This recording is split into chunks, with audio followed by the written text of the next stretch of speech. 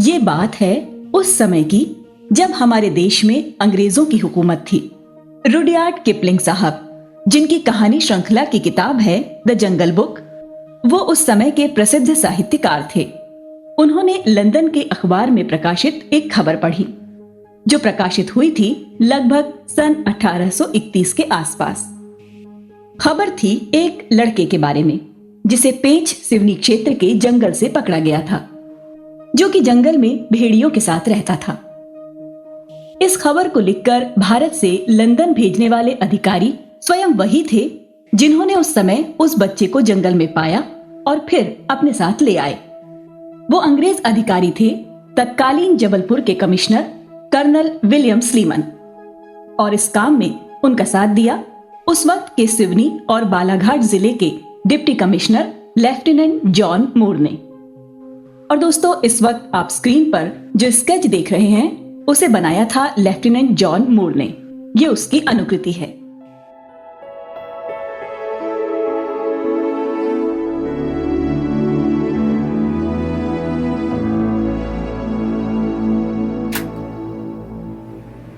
लो, फिर आ गया तुमसे मिलने का टाइम। इस टाइम का इंतजार मुझे साल भर बड़ी बेसब्री से रहता है। और पता है, जंगल के सारे दोस्त, पेड़ पौधे, नदी, झरने, फूल पत्तियां, झाड़ियां और गुफाएं तुम्हारे इंतजार में बेसुध हो रहे हैं। मुझे पूरा विश्वास है कि यहाँ आकर तुम्हें काफी मजा आएगा और यहाँ की सीख को तुम सारी दुनिया में फैलाओगे। मोगली महोत्सव में छात्र छात्राओं को वन्य जीव, पेड़ पौधों और मानव जीवन के बारे में 3 चरणों में जैव विविधता एवं जैव संसाधनों से संबंधित विभिन्न गतिविधियों के माध्यम से परिचय कराया जाता है। ये तीनों गतिविधियां 3 दिनों में संचालित हो पाती हैं। मोगली महोत्सव में भाग लेने आए समस्त जिलों के प्रतिभागियों को उनके शिक्षक सहित बघीरा, का और बालू समूह में रखा जाता है। चक्रीय क्रम में प्रत्येक समूह एक एक गतिविधियों की भागीदारी हेतु सुबह 5:30 बजे अपने अपने गंतव्य की ओर प्रस्थान कर जाते हैं। पार्क सफारी पर जाने वाला दल अपने अपने समूह के साथ जिप्सी वाहन में लगभग 8 बच्चे, शिक्षक एवं गाइड सहित पार्क सफारी के लिए सुबह 6 बजे प्रस्थान कर विभिन्न रास्तों एवं स्थानों में पार्क सफारी का आनंद लेते हैं।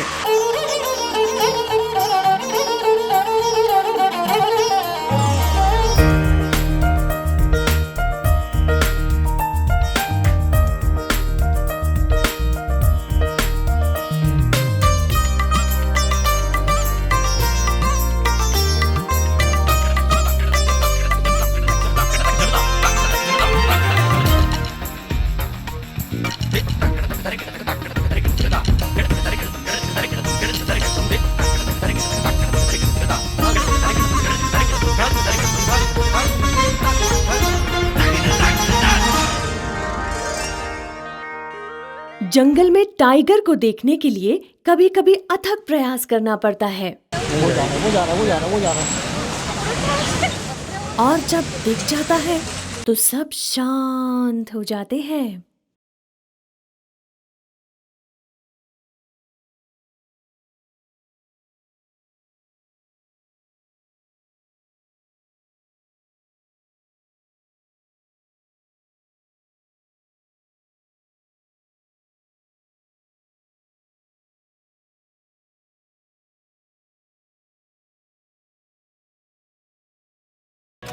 अगले चरण में दूसरे दिन नेचर ट्रेल या ट्रैकिंग पर सुबह 6 बजे बड़े बड़े वाहनों में अपने शिक्षकों, सहजकर्ता, वन विभाग के अधिकारियों और कर्मचारियों के साथ जंगल में नियत स्थान पर उतरकर 1 या 2 उप समूह में बंटकर मन में रोमांच, भय, उत्सुकता और सावधानी सहित कदम घने जंगलों में पड़ते हैं।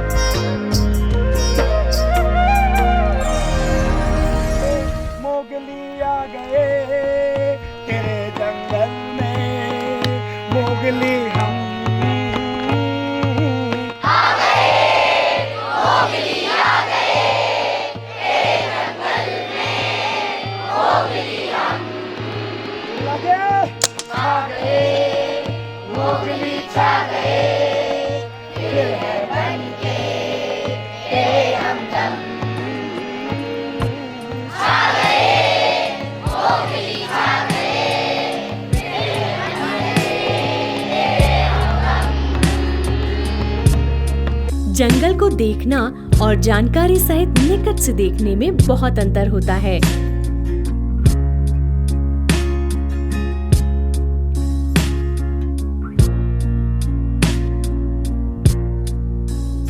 अंतिम चरण में तीसरा चरण होता है ग्राम भ्रमण का, जहां मोगली मित्रों को मानव जीवन के विभिन्न पहलुओं से रूबरू कराया जाता है।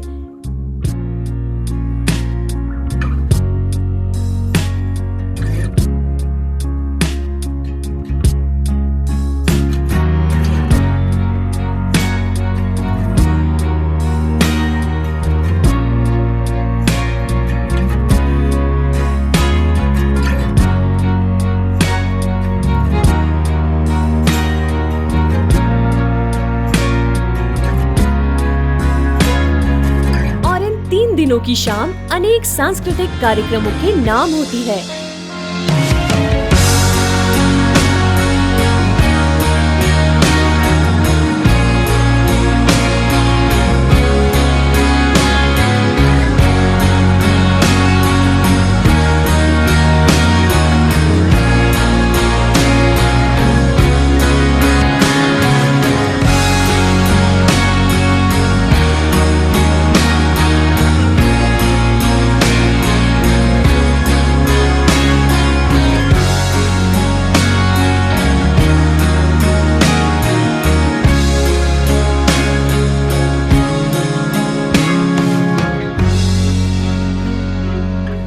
और खास बात ये है कि इन कार्यक्रमों को ये बच्चे इन्हीं 3 दिनों में तैयार करते हैं।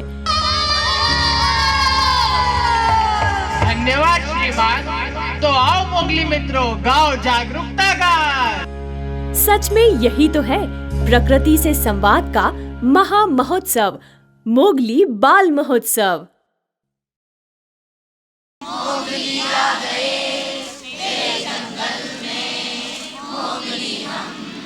एक बात कहें दोस्तों, मोगली कहीं गया नहीं, वो तो यही कहीं है।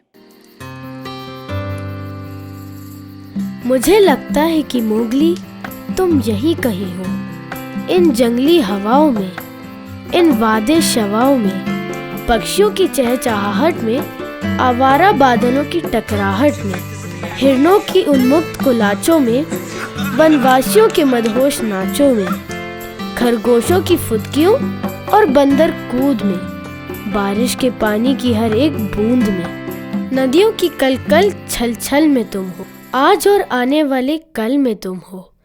तुम कहाँ गए? कहीं नहीं गए मेरा मन कहता है। तुम यहीं कहीं हो, यहीं कहीं हो मेरे मित्र मोगली, तुम यहीं कहीं हो। तो दोस्तों, देर किस बात की, मिलाइए हाथ अपने साथियों के साथ और निकल पड़िए जंगल की ओर, मिलने जीव जंतुओं से, पेड़ पौधों से। क्या पता घूमते घूमते आपको भी मिल जाए पेंच के जंगल में आपका दोस्त मोगली।